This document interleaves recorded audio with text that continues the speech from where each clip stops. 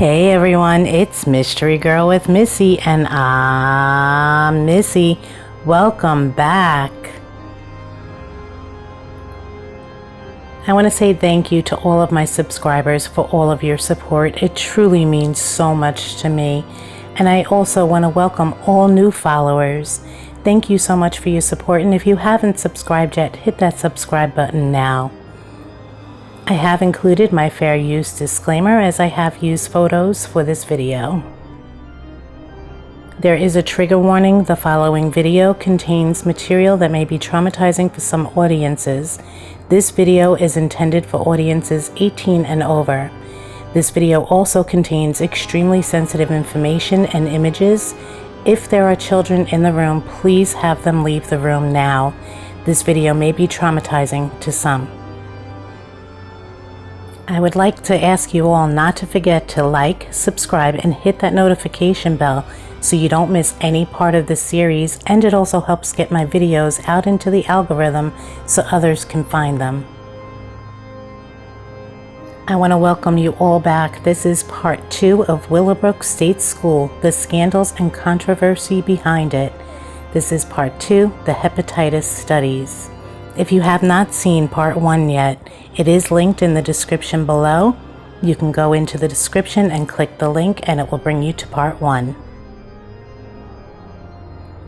So if you're ready, I'm ready. Let's get into it.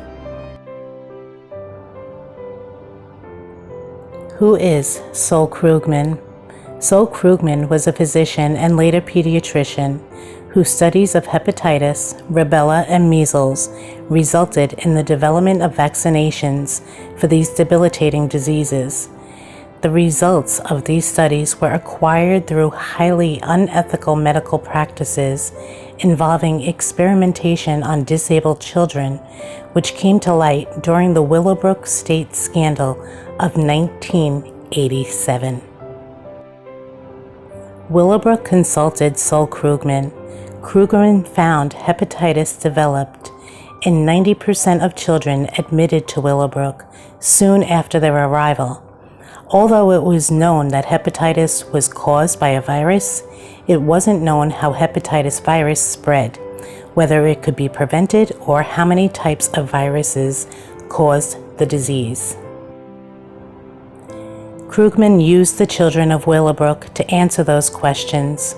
One of his studies involved feeding live hepatitis virus from other stool samples to 60 healthy children. That's so disgusting and so unbelievable.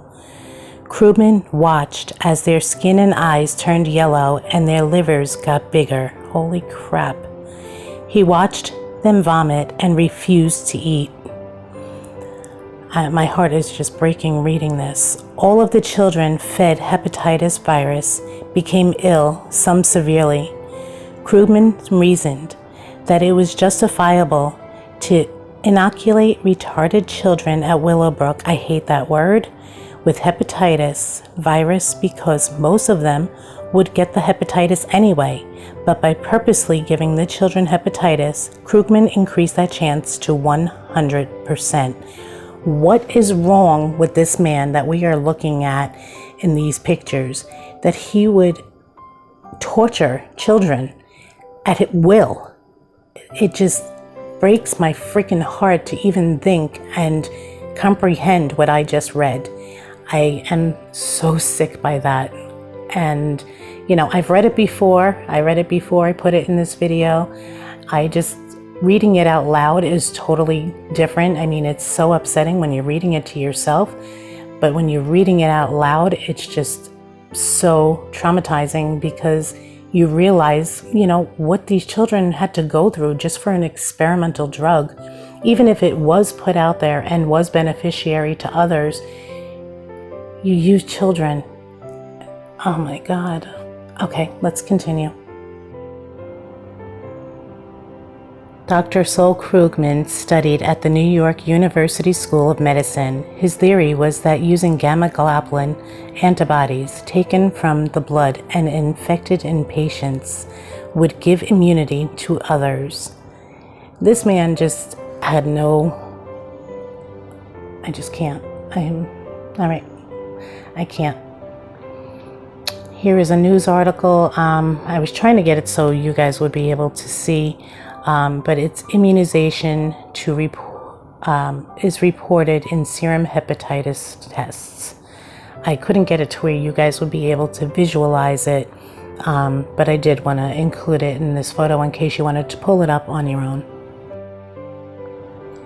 We're going to find out some information now about the researcher that worked alongside Krugman, and his name is Robert M. McCullum. I hope I pronounced that right. I don't know if I did. Attending the London School of Hygiene and Tropical Medicine, McCullum earned a doctorate in public health in 1958. Back at Yale, McCullum and Dr. Sol Krugman performed studies at Willowbrook State School in Staten Island, New York, where they found that a form of hepatitis was spread through blood transfusion and that the transmission of serum hepatitis, known as hepatitis B, could be blocked using gamma globulin. New York State Senator Samuel Vair had raised ethical issues in the 1960s and had been an outspoken critic of how the Willowbrook studies were conducted and how mentally handicapped children had been used, but in 1971 stated that he was satisfied that the hepatitis research had been performed properly. McCullum found increased hepatitis risk in using the blood of paid donors. Other research isolated Epstein-Barr virus as one of the causes of infectious molecules. McCullum was appointed chairman of epidemiology and public health in 1969. I don't understand how these two men could do this to children.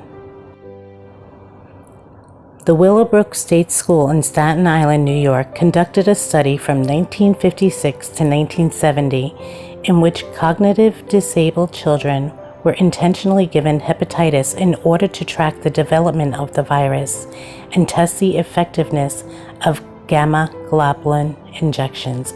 I'm so sorry, I know I'm pronouncing that wrong, I just can't say it the right way. Through the first decade of its operation, outbreaks of hepatitis, primarily hepatitis A, were conducted at the school, Willowbrook School.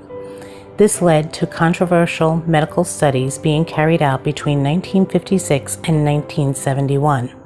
Remember, this is Willowbrook State School for children. Now, the Army gave the building back in 1952 after it was used as a VA hospital.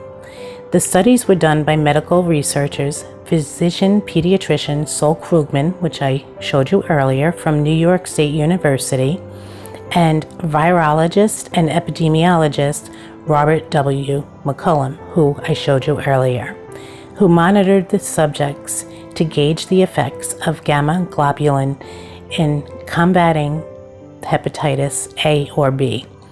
One result of the research was a better understanding of the difference between serum hepatitis, which is an infectious disease caused by the hepatitis B virus that affected the liver.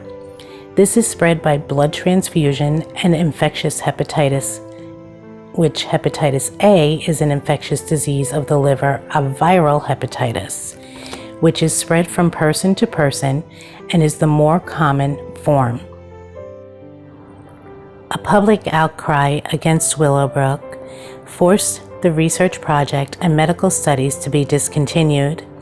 According to the vaccinologist Maurice Hillman, they, meaning Willowbrook studies, were the most unethical medical experiments ever performed on children in the United States.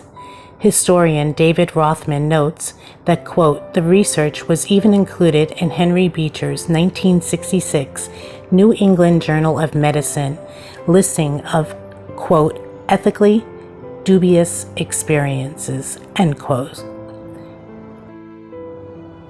Bioethicist Art Kaplan has stated, quote, the Willowbrook studies were a turning point in how we thought about medical experimentations on retarded children, end quote.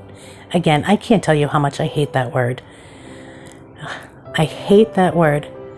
Children innocently were injected with hepatitis virus, and they had no chance to benefit from the procedure, only the chance to be harmed. And these people did this knowingly and willingly because they had a disability. It just truly is sickening. The Willowbrook hepatitis experiment happened from 1956 through 1971. That's 15 years. Some parents even gave their permission for their children to participate in this horrific study, often because it guaranteed acceptance into the overcrowded facility. Some didn't know what they were signing. Hepatitis was a major problem at Willowbrook. Given the unsanitary conditions that were already there, that the children lived in, it was virtually inevitable that these children would contract hepatitis. Like I've said previously, I've worked with children that were medically frail and had autism, Down syndrome, G-tube, J-tube, unverbal, paraplegic, and I could not imagine one of the people that I worked with even thinking about trying to do something like this to one of the children that we had as a resident in our facility, which, I mean, how could anybody even think of doing it to a child? It's just so disturbing. Even an adult, I don't care, a child, adult, elderly, how could you do it to a human being unknowingly? And these parents were signing sheets giving permission because they thought their child was going into a good facility. They didn't know what was actually going on. And by not reading the full document, they probably had no clue what they were signing. So this is just one of the types of abuse that went on at Willowbrook. We are going to be getting into some serious information in the next video. And again, I want to put it out there, no children in the room for these videos. So until the next video, we're going to go on to part 3. Don't forget to hit that like button, subscribe, and that notification bell so you don't miss the next part of the series. And guys, I want to thank you again for watching, for all of your support. Don't forget to hit that like and subscribe. And remember, every day is a mystery.